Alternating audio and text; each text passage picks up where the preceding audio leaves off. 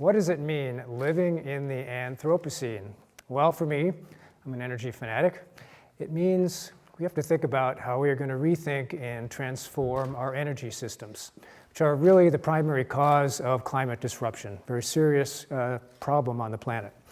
But how do we do that in an era when we have gridlock in our political, social system, particularly around energy issues? It's a very tough question. I don't think we have really an alternative except to reframe how we think about energy. This means changing the mental maps we have around energy and energy systems. Now, this isn't going to be easy for many reasons I'll describe. Primary reason is that the fossil fuel system within which we live has a 100+ year head start, and the incumbents that benefit from this system, they aren't going to give up that advantage easily. So let's spend a few minutes thinking about how we can literally change Americans' minds around energy. So first of all, a quick word association, quietly. What do you think of when you hear the word energy? Well, so what comes to mind? Could be petroleum, could be coal, other fossil fuels, could be electricity here from wind turbines, maybe driving or your personal vehicle. We're all very attached to our cars. Could be what you use energy for at home, cooking, heat, plugging in your gadgets, all those sorts of things. Maybe your energy bill came to mind, going to the gas station, all the other things that we have to pay for in a market economy around energy. Perhaps pollution came to mind because energy phenomena are very wasteful. You have to transform fuels into energy services and electricity. That is very inefficient. You waste half of this energy that's incumbent in fuel, and it releases a huge amount of pollution. So maybe, who knows which of those pieces may have come to mind when you thought about it, but let's think about it. Is that all you have in your minds around energy? Well, probably not. So George Lakoff and other cognitive researchers who've been trying to make sense of how humans make sense of the world on a moment-by-moment basis, they suggest that we have what they call frames in our brains. And these frames are sort of like mental filters. They're cognitive structures we have around just about anything you can think of. And what do they have? Well, we have concepts in there. We've got ideas, roles, metaphors. We have all sorts of symbols. We can combine simple frames into more complex narratives to make sense of more complicated phenomena. So probably in your frame around energy, you've got all sorts of things. Now, a couple of things about these frames. They're primarily in our subconscious.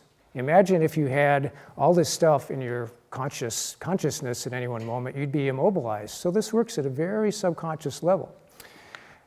The other thing is, and I think Dr. Lakoff's important insight is that if you want to change your frame, you have to do some things. First of all, you've got to pull out of your subconscious the important aspects of that frame that you think deserve some thought. You've got to reflect on those. You've got to bring your morals and values to bear. And if you think it's appropriate to change your frame, put that frame in place and then reinforce it, because the messages from what's already out there will sort of push it out if you don't reinforce that changed frame. So that's the key model. Now, let's think about applying this to energy. One of the challenges in the energy sector is that energy is a really difficult phenomenon to get a grasp on. It's very enigmatic. So there's some standard definitions which are, well, the ability to do work or the capacity to change a system, and these are utterly unpoetic. They don't really capture what energy means to us. We can change ourselves using energy. We can change the world using energy. And the sort of prosaic definitions don't capture that. Some other problems, which are that when Americans are asked, we have researchers that have done quizzes about how well we understand energy phenomena, and we do really poorly. Typically people would miss 30 or more like 60% of the questions often they get wrong. So it's a real problem. And you can understand why in part. Most of the big pieces of energy infrastructure, the important elements of the whole energy system, we just don't see on a daily basis. Think about where fossil fuels come from. You think about refineries, you think about power plants. They are mostly out of our daily experience. And so we don't have a good grasp on the totality of the energy system. So if you think about what's in this frame, sort of think of it as my energy life, because often what's in people's frames when you get them talking about this is stuff that reflects their daily experience, roles and activities. So the key thing here is to think about this frame and how it fits in a political context. This frame is really a contested space right now. There are groups, there are entities trying to change what's in your frame, either to keep you sympathetic and comfortable with the current way of doing business as usual, or to get you to rethink where we are and try to make you perhaps more willing to think about a transformed energy system. So let's think about some of the different stories that these groups are telling you. So here's my energy life. So one of the stories is, well, fossil fuels equal cheap energy and jobs. Another is, well, there are energy wonks out there who are sort of, they want to rationally convince you of some important energy phenomena and give you the details and convince you to follow their way of thinking on this. Another is the group that's trying to get you to rethink and transform energy. So let's look at some of these details. Fossil fuels equal cheap energy and jobs. So who can argue with that? Well, let's sort of peel away some of the layers on this. One unstated assumption in this story is that we have to have energy. We are Americans. And more to the point, the other values that we think are important, which might include having clean air and water, or the capacity to make regulations to ensure that we can keep clean air and water, we have to be really cautious about those because they could get in the way of our ability to have the energy we need. So energy sort of gets hegemonized. It's very important in this society. Other of the pieces of this is that we're consumers in a market system. We're individuals or families. We use our dollars to buy energy. And that's really how it works. Another underlying message is fear. The notion that we should be very afraid of making changes in this system because it could lead to higher prices or it could cause blackouts. So you should be very nervous about proposals to change the way this system works. Very important underlying message. So finally, sort of a meta message that's going out. It has to do with two very important narratives in American society, which are more and less. Which do you think Americans prefer? Right? This is America, dadgummit. We like more. So with fossil fuels, you can get more. You get more jobs, you get a stronger economy, you can have a bigger car with more horsepower, and you get the idea. On the other hand, we need to be very cautious about alternatives to this system that we know, that we're comfortable with, because it will mean less. It will mean more expensive energy. It'll mean destabilizing the electricity system.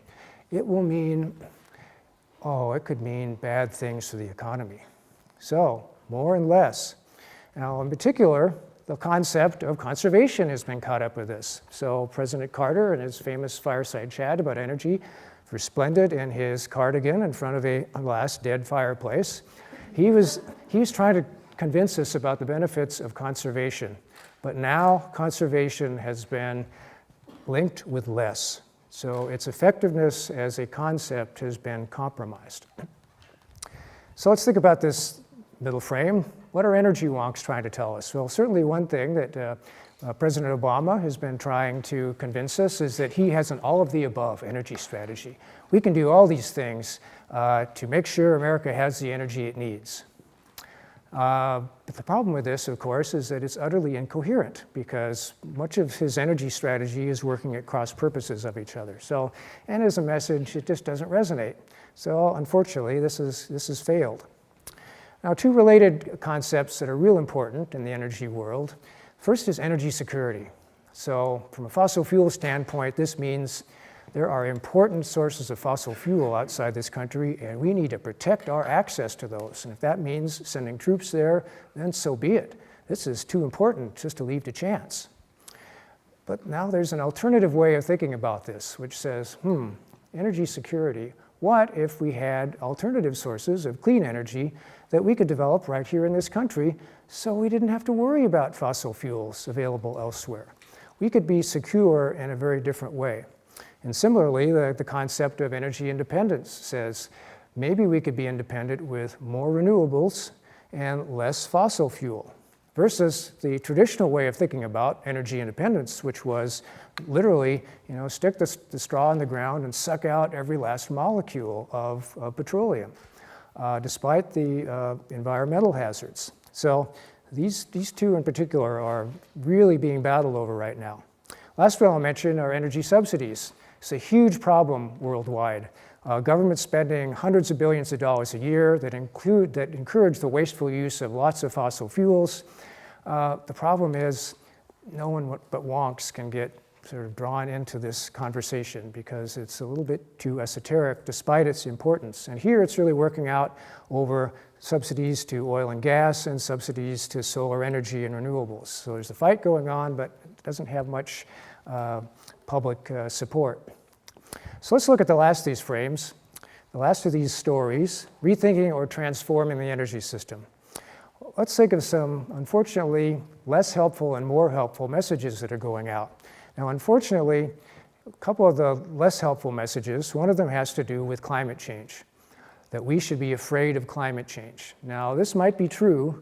The question is it helpful to emphasize that we should be afraid of it? And unfortunately, it's become quite clear that this particular message is not effective. It might be true, but as a way of encouraging political action, it just hasn't resonated with the American people. The other piece that I found fascinating is the notion that we are addicted to oil.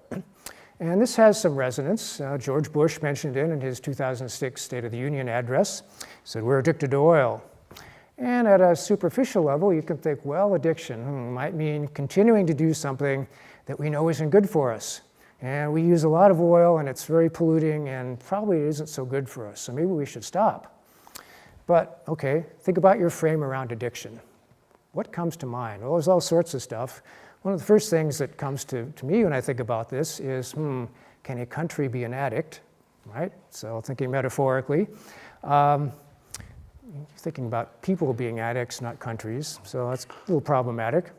Another piece that's really more fundamental from an energy perspective is that oil is really about mobility, and what people really want is mobility. As countries get richer, as individuals get wealthier, one of the first things they do is they spend more of their wealth on more mobility. They gradually get more and more energy-intensive forms of mobility that can enable them to cover more territory. And this seems to be a universal human phenomenon, but we've taken it to steroidal proportions in the US. So two other things about oil and addiction. One is, how do you feel when you're called an addict? Does it make you feel good in here? Does it inspire you to change? Fortunately not. So this metaphor is being very commonly used, but again, I don't think it's particularly effective. And ultimately, oil is very, very important to American society, and it's very difficult to replace, as we're seeing with electric vehicles. So we've got to work on this, but addiction is probably not the way to do it. So let's think of some better messages that various groups are trying to send. One is around coal and tar sands. They are dirty and unhealthy, and we should really stop using these sources, these particular fossil fuels, and encourage people working in those industries to find better ways of making a living. Another has to do with renewables themselves, and linking renewables with more, not less. Renewables as clean, as liberating, as a way of inspiring new economic opportunities and job growth. In fact, renewables can be associated with freedom, and Americans love freedom. So imagine having a house with solar panels on it, so you don't have to be linked to the grid and pay a big bill to the electricity company every month. This is true freedom in America, and why don't we take advantage of that? Final piece is more fundamental and really more value-based, in that ultimately, if you're talking about a transformed energy system, you're talking about the need to reconnect to each other and the natural world. We have 7 billion people on the planet. All of them want more energy. We've got to figure out a way to do this in a way that is not going to further harm the planet. So it's a real challenge. Now contrast that with the notion of ourselves as atomized consumers. It's a jarring contradiction. So ultimately, I think this is a very important value that we're going to have to bring to bear to transform things. So finally, transforming the energy system.